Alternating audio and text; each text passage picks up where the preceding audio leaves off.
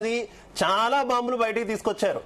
Atom bomb అన్నారు, ఇంకొక bomb అన్నారు, న్యూక్లియర్ బాంబు అన్నారు, చాలా బాంబులు తీసుకొచ్చారు. ఏంటంటే బాంబులన్నీ తుస్తుమన్నట్టున్నాయి. సో ఒకటి గుర్తుపెట్టుకోండి, మోడీ గారికి అంటే సారీ టు సే దిస్, నేను ఇలా ఎందుకు చెప్పాల్సి వస్తుందంటే బోల్డ్ స్టేట్మెంట్ ఒకటి ఏమిస్తున్నానంటే, రాహుల్ గాంధీ గారు తన వ్యూహాలను మార్చుకోక అంటే ఒక పద్ధతి ప్రకారం చేయకపోతే బీజేపీకి ఇంకొక 20 సంవత్సరాలైనా అధికారంలో ఉంటుందండి. ఓట్ అధికార యాత్ర, ఓట్ చోరీ యాత్ర అనేది చేసినప్పుడు నువ్వు 1300 కిలోమీటర్లు తిరిగిన తర్వాత ఎలక్షన్స్ టైంలో నువ్వు 58 రోజులు కనిపించకుండా పోతే దాని ప్రభావం తగ్గింది. ఈరోజు అనుకుంటాం కదా, నితీష్ కుమార్ గారు విలక్షణమైన అంటే 9 సార్ల ప్రమాణ స్వీకారం చేసి 7 సార్లు అటు ఇటు పార్టీలు మారినప్పటికీ కూడా ఈ రోజు జేడీ వైపు పట్టం కట్టినారు. కాబట్టి ఇది బీహార్ అనేది ఒక సపరేట్ ఎలక్షన్, ఇది ఒక మ్యాథమెటిక్స్ అంటే ప్రజాస్వామ్యం కంటే సోషల్ ఇంజనీరింగ్ కానీ, ఎలక్షన్ ఇంజనీరింగ్ కానీ, ఓటు ట్రాన్స్ఫర్ కానీ, అంటే అలయన్సెస్ కూటముల మధ్య కానీ అదొక పెద్ద గేమ్. ఆ గేమ్ను అర్థం చేసుకోవాలంటే రాహుల్ గాంధీ గారు ఖచ్చితంగా దానికి సరిపడ సబ్జెక్ట్ నేర్చుకోవాలి. అంతే తప్ప ఎంఐఎం పార్టీ అసదుద్దీన్ ఓవైసీ గారు, రాహుల్ గాంధీ గారు నాకు తెలిసినంత వరకు మోడీ గారికి బెస్ట్ క్యాంపెయినర్ అనుకుంటా. అంటే వాళ్ళు ఎక్కడ తిరిగితే అక్కడ బీజేపీ గెలిచే అవకాశం ఖచ్చితంగా ఉంటుంది. కాబట్టి ముస్లిం ఓట్లు కూడా ఎంఐఎం 60 ప్లేసుల్లో పోటీ చేసింది కాబట్టి చీలిపోయింది. జనసురాజ్ పార్టీ ఈ రోజు ఈ టీఆర్ఎస్ పార్టీకి పనిచేసిన, జగన్ కు పనిచేసిన, బయట నుంచి 100 కోట్లు తీసుకొచ్చి మేధావాన్ని చెప్పేసి ప్రశాంత్ కిషోర్ కూడా అయ్యాలా డిపాజిట్ కోల్పోయే పరిస్థితికి వచ్చిండు. అంటే ఎప్పుడు కూడా గుర్తుపెట్టుకోండి, మరి బీహార్ లో 7 సీట్లలో మాత్రమే లీడింగ్ లో ఉండడం, 8% ఓటింగ్ మాత్రమే రావడం ఏ రకంగా చూసుకోవాలి? ఎక్కడ లోపం ఉంది? కంప్లీట్ గా అధినాయకత్వం లోపమేనా ఇది కాంగ్రెస్ కి? కాంగ్రెస్ ఎప్పుడు కూడా వ్యూహాలండి. వాళ్ళు ఎక్కడ తప్పు చేశారంటే, మేము హర్యానాలో చేసినప్పుడు 99% హర్యానాలో గెలుస్తుంది కాంగ్రెస్ అన్నారు. అక్కడ ఆమ్ ఆద్మీ పార్టీతో కనుక పొత్తు పెట్టుకునేది ఉంటే ఒక 2%తో నోరిపోయినారు. అక్కడ సెల్జా అనే ఒక ఎస్సీ లేడీని పట్టించుకోకపోవడం వల్ల లాస్ట్ మినిట్ లో అన్ని కూడా 3000, 4000 ప్లేసుల్లో ఉన్నటువంటి ఓడిపోయింది. హర్యానా ఓడిపోయిన తర్వాత మహారాష్ట్ర ఓడిపోయింది. మహారాష్ట్ర ఓడిపోయిన తర్వాత ఇట్లా క్రమక్రమంగా డౌన్ అవ్వుకుంటూ వచ్చింది. కాబట్టి కాంగ్రెస్ ఇప్పుడు సిస్టానికి అప్డేట్ కావాల్సి ఉండాలి. అప్డేట్ కాకపోతే మాత్రం రాను విపత్కరణ పరిస్థితి ఎదుర్కోవాల్సి ఉంటుంది. ఎందుకంటే ఈ రోజు కార్యకర్తలు అంటే ఇప్పుడు మన తెలంగాణది వేరే విషయం, జూబ్లీ హిల్స్ గురించి మనం మాట్లాడాల్సిన అవసరం లేదు. చాలా మంది ప్రకాష్ గారు మీతో ఏదో మాట్లాడతారంట. ప్రీ పోల్ సర్వే చేస్తారు కదా 6th బిఫోర్ చేసినప్పుడు మీరు కాంగ్రెస్ కి ఎంత లీడ్ వచ్చే అవకాశం ఉంది అని డివిజన్ల పరిస్థితిని మీరు ఎట్లా అంచనా వేశారు? అంటే మేము తీసుకున్న శాంపిల్స్ అన్న అప్పటి వరకు మైనారిటీ శాంపిల్స్ ఎక్కువ తీసుకున్నాము, బీసీ పోలరైజేషన్ ఎక్కువ తీసుకున్నప్పుడు మేము మునుగోడులో పనిచేసినప్పుడు, హుజురాబాద్ లో పనిచేసినప్పుడు, దుబ్బాకలో పనిచేసినప్పుడు మాకు ఈ క్యాంపెయినింగ్ స్టైల్ అంటే లాస్ట్ పోల్ మేనేజ్మెంట్ తో స్పష్టమైన అవగాహన ఉన్నది. అంటే ఈ మామూలుగా మా ఉద్దేశం ప్రకారం 5% మాత్రమే ఈ మనీ మేనేజ్మెంట్ తో వర్కౌట్ అవుతుంది. ఈ జూబ్లీ హిల్స్ ప్రాంతంలో బస్తీలలో 80% బిలో పావర్టీ లైన్ ఉన్నారు కాబట్టి ఈ డబ్బులకు ఖచ్చితంగా కాంగ్రెస్ పార్టీ ప్రతిష్టాత్మకంగా తీసుకుంటది. కాబట్టి ఆ ఒక్క పారామీటర్ ను మేము 8% కు చేయడం జరిగిందన్న. యాక్చువల్ గా అట్లా చేయకూడదు, కాకపోతే మాకు స్పష్టమైన అవగాహన ఉంది కాబట్టి ఆ 8% కలుపుకొని ఈ యాంటీ క్యాంపెయిన్స్ తీసేసి ఈ మైనార్టీ ఓటును అటు ఇటు ట్రాన్స్ఫర్ చూసుకున్న తర్వాత ఓకే మధురెడ్డి గారు, ప్రస్తుతం Bharatiya Janata party Jubilee hills అభ్యర్థి లంకల దీపక్ రెడ్డి గారు మాట్లాడుతున్నారు. ఒకసారి మనం లైవ్ ద్వారా చూద్దాం. బస్తీలకు పోయి అడగొచ్చు, మీకు ఏమన్నా వచ్చిందా అంటే వాళ్ళే ఓపెన్ గా చెప్తారు, అవును ఇచ్చిపోయారు, ఇంటింటికి 20-30 వాళ్ళ లైఫ్ వాళ్ళే ఖరాబ్ చేసుకుంటారు అని నేను అనుకుంటున్నాను. వాళ్ళ పిల్లల 5 రౌండ్స్ అయిపోయినాయి, 6 రోజు నడుస్తున్నది, 5 అయిపోయినాయి.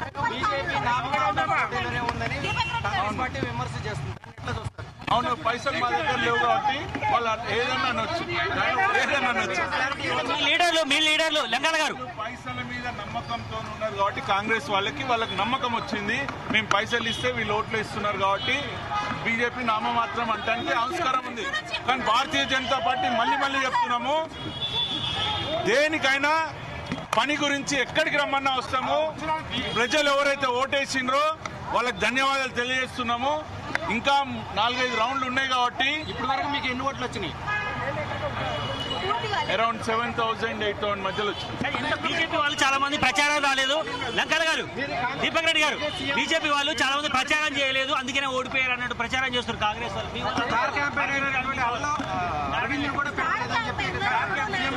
అదంతా పార్టీ చూసుకుంటుందండి, పార్టీ చూసుకుంటుంది. పని చేస్తాం ప్రజల గురించి, ఇప్పటి నుంచే పోయి పని చేస్తాను రెడీగా ఉన్నా. నేను ఓడిపోయినా అని చెప్పి లాస్ట్ టైం కూర్చోలేదు, ఇప్పుడు కూర్చోలేదు. అక్కడ పైసలు అండ్ సింపతి వరకే నడిచింది. పనిచేసేటోళ్ళు కొంచెము ప్రజలు ఇప్పటికైనా గుర్తించి మళ్ళీ నేను పని చేసుకుంటూనే వస్తాను. కేంద్ర మంత్రి ప్రచారం చేసిర్రు, ఎంపీలు చేసిర్రు, ఎమ్మెల్యేస్ వాళ్ళందరూ కూడా ధన్యవాదాలు చేస్తున్నా. కానీ ఇక్కడికి వచ్చేసరికి పైసల ప్రభావం డిఫరెంట్ లెవెల్ ఇచ్చిర్రు. కాంగ్రెస్ వాళ్ళు ఓటుకి 5,000 ఇచ్చిర్రంట, చీరలు ఇచ్చిర్రంట, టీఆర్ఎస్ వాళ్ళు పైసలు ఇచ్చిర్రంట. మీరు పోయి ఎంక్వైరీ బస్సులలో చేస్తే మీకు తెలుస్తుందండి.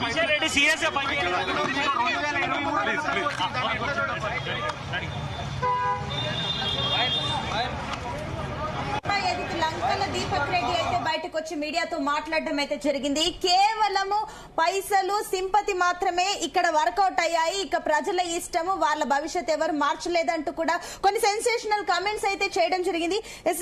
ప్రియా గారు, సో మీరు చూసారు క్లియర్ గా కేవలం మనీ అండ్ సింపతి మాత్రమే వర్కౌట్ అయ్యిందంటూ కూడా కామెంట్స్ చేయడం జరిగింది. సో దీన్ని ఏ రకంగా చూస్తున్నారు? ఇక్కడ నేను ఒక విషయము అడగాలి. సింపతి అంటే ఇక్కడ గెలుస్తున్నది నవీన్ కుమార్ యాదవ్, ఆయన మీద ఏం సింపతి ఉంది? సరే 3 సార్లు ఓడిపోయి గెలిచాడు, మరి ఈయన కూడా లాస్ట్ టైం ఓడిపోయిన మనిషే కదా, మరి ఆ సింపతి నేను ఎందుకు తెచ్చుకోలేదు? ఇంకొకటి, మనీ, ఎలక్షన్స్ లో మనీ అనేటటువంటిది బిగ్ రోల్ ప్లే చేస్తుంది అని అనుకున్నప్పుడు ఇప్పుడు బీజేపీ పార్టీ మనీ ఖర్చు పెడుతుందా లేదా ఇవన్నీ కూడా జనాలకు తెలియనటువంటి విషయాలు అయితే కాదు. ఇక్కడ ఆయన మాట్లాడేటటువంటివన్నీ బేస్లెస్ ఎలిగేషన్స్ ఆన్ పబ్లిక్. ఎప్పుడైతే మీరు పబ్లిక్ లో ఒక ప్రజాప్రతినిధిగా వస్తారో పబ్లిక్ ఎందుకు బ్లేమ్ చేస్తున్నారు? అక్కడే కదా ఈ స్ట్రాటజీ అంతా చెడింది కూడా అక్కడే. గెలిస్తేనేమో మా గొప్పతనం, బీజేపీ గొప్పతనము, ఓడిపోతేనేమో జనం ఓట్లేదు. జనాల్ని మీరు ఎప్పుడు ఓన్ చేసుకున్నారు? నా వాదన అదే. ఇక్కడ ఉన్నటువంటి బీజేపీ లీడర్లు ఎవరు జనాల్ని ఓన్ చేసుకున్నారు? జనాల్లో ఎవరున్నారు? ఇప్పుడు ఆయన ఉన్న నవీన్ కుమార్ యాదవ్ ఉన్నాడు, ఆయన పదవిలో ఉన్నా లేకపోయినా 3 సార్లు పైసలు ఖర్చు పెట్టాడు, 3 సార్లు ఓడిపోయినా జనాల మధ్యకి వెళ్ళి డబ్బులు ఖర్చు పెట్టి పెళ్లిళ్లు చేశాడు, వాళ్ళకి ఏదన్నా సమస్యలు ఉంటే తీర్చాడు, వాళ్ళకి ఏదన్నా ఉంటే ఉన్నది. ఎలక్షన్స్ ముందు నేనే ఫోన్ చేసి, మా వాళ్ళు ఫోన్ చేసి ఈయనకి టికెట్ వచ్చిందని చెప్పేసి ఈయనకి సపోర్ట్ చేద్దామని చెప్పేసి వెళ్తే 4 రోజుల వరకు నాకు తీరిక లేదన్నాడు ఆయన. మరి ఈయన ఎవరికి అపాయింట్మెంట్లు ఇచ్చినారు? ఎవరికి? మళ్ళీ ఆఫీస్ పక్కనే నా ఇల్లు ఉందమ్మా, ఆఫీస్ పక్కనే నా ఇల్లు ఉంది, నేను అక్కడ ఉంటానని కూడా ఆయనకి తెలుసు, ప్లస్ నా వాయిస్ జనాల్లోకి వెళ్తుందని తెలుసు. అంటే మాకు టైం ఇచ్చేంత తీరిక లేకుండా వీళ్ళు ఏ జనం మధ్య ఉన్నారు, ఎవరి మధ్య ఉన్నారు ప్రశ్నించుకోవాల్సినటువంటి అవసరం ఉంది. నాకు నిజం మాట్లాడడానికి నాకేమి భయం లేదు, వరకు తెలంగాణలో దూకుడుగానే కనిపించారు. గతంలో బీఆర్ఎస్ ప్రభుత్వం ఉన్నప్పుడు ఏ ఉప ఎన్నిక వచ్చినా కూడా గట్టి పోటీ ఇచ్చే ప్రయత్నం చేశారు. ఓకే, అసెంబ్లీ ఎన్నికల్లో కొంత తడబాట్లు జరిగినప్పటికీ కూడా పార్లమెంట్ ఎన్నికల్లో మళ్ళీ కొంత ముందందుకు వచ్చారు.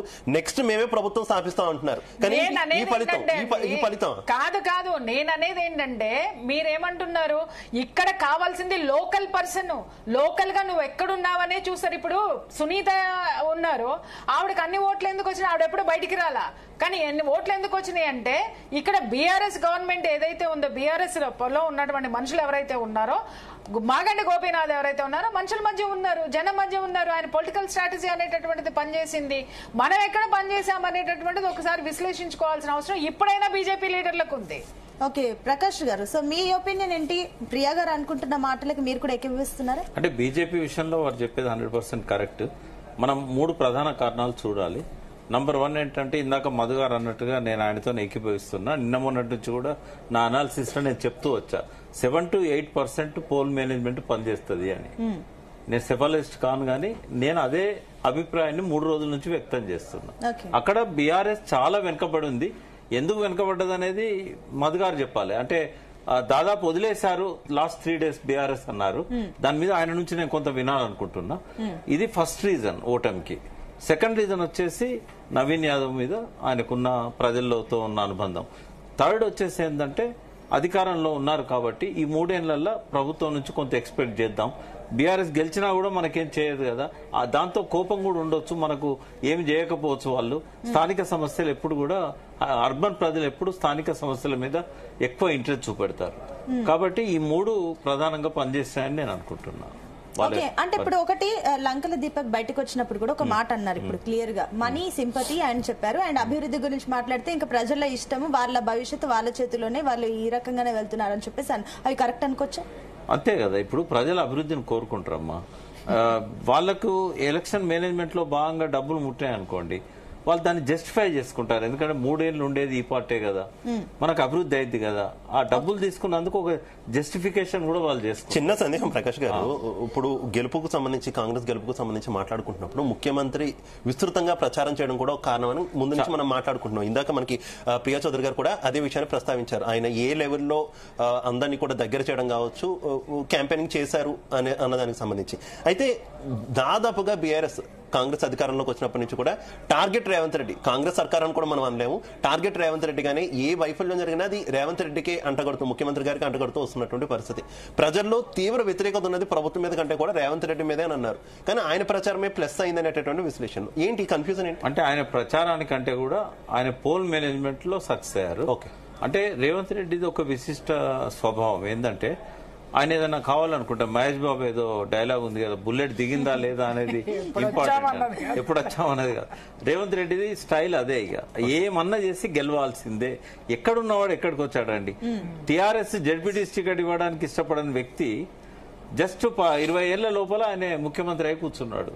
అంటే ఆయన అర్థం చేసుకోవడంలో, ఇంకా ఆయనకున్న స్కిల్స్ ను అర్థం చేసుకోవడంలో కొంత బీఆర్ఎస్ వెనుకబడ్డదని అనిపిస్తుంది. బట్ ఒక్కటైతే ఎమర్జ్ అయింది ఏంటంటే, ఇక్కడ కేటీఆర్ ఎమర్జ్ అయ్యారు. అంటే ఏబుల్ లీడర్షిప్ అనేది తన ప్రచారం ద్వారా కానీ తన ద్వారా కానీ బీఆర్ఎస్ కు ఓటమి వచ్చినా కూడా కేటీఆర్ కి అది ఒక గెలుపు అని భావించవచ్చు. ఎందుకంటే ఒక పర్సనాలిటీ ఎమర్జ్ అయింది. అయితే ఇక్కడ కేసీఆర్ మధుగారు అన్నట్టుగా ఒక వీడియో రిలీజ్ చేసినా, లేకుంటే ప్రెస్ మీట్ పెట్టినా, ఒకరోజు వచ్చి ఒక బహిరంగ సభ పెట్టినా కూడా కొంత ప్రభావం అనేది జరిగేది. ఆయనకి ఇప్పటికీ ప్రజల లోపల ఆ పలుకుబడి ఉంది. రెండవది, ప్రభుత్వం పట్ల వ్యతిరేకత ఉన్నా కూడా 3 ఏళ్ళు ఉంటారు కాబట్టి తప్పనిసరి అయింది అది.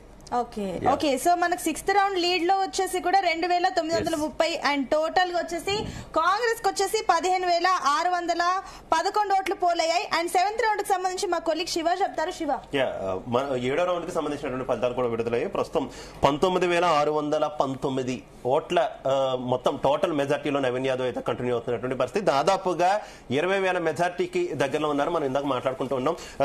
మధు గారు, ఏంటి ఎంత మెజార్టీ వచ్చే అవకాశం ఉందనుకోవాలి నవీన్ యాదవ్? దాదాపు ఇప్పటికైతే 20,000 మెజార్టీకి దగ్గరలో ఉన్నారు. ఇంకా ఎంతవరకు పెరిగే అవకాశం ఉందనుకోవాలి?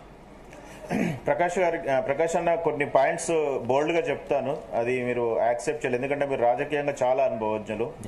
సో మునుగోడు ఎలక్షన్ చూసినట్లయితే టీఆర్ఎస్ గవర్నమెంట్ లో చాలా డబ్బులు పంచినాక 400 కోట్ల రూపాయలు ఖర్చు పెట్టడం జరిగింది. అయినా రాజగోపాల్ రెడ్డి గారు అక్కడ బీజేపీ ఓట్ బ్యాంక్ లేకపోయినా కానీ 95% ఓటు పోలింగ్ అయినా కానీ దగ్గరలో ఓడిపోయినారు.